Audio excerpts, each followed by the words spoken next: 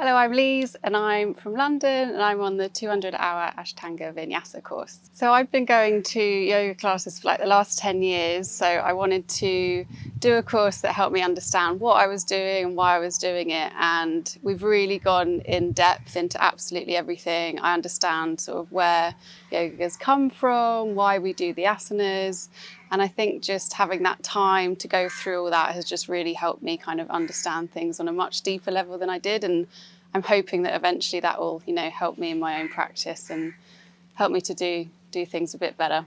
I think the most challenging aspect for me so far has been saying the poses out loud and explaining to people how to get into them, because I've been to so many lessons and I sit there and I think, oh, that looks cool, I think I could do that, but actually saying it is a lot harder. So you have to really think about where people are putting their hands, where they're putting their feet, their alignment. So I found that quite challenging, but actually with practice I can feel myself kind of getting better and better each day. So hopefully I'll have the confidence when I go to teach a class. The teachers at Sampoorna have been amazing. They're so knowledgeable and they make the classes interactive, fun, friendly, funny, and yeah, I just think they're absolutely brilliant and we've had such a good time, and I feel like I've learned so much from them and that I could still keep learning from them. So yeah, I'm really lucky to have had such great teachers.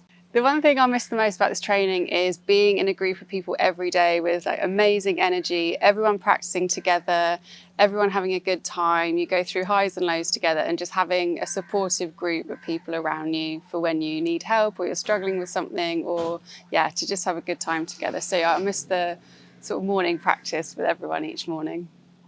So for anyone considering joining, I would say you definitely need a sort of basic understanding of yoga before you start, but to really do it, because it just helps you to totally understand a lot more about your own practice. And it's such a sort of friendly, welcoming place, lots of like-minded people.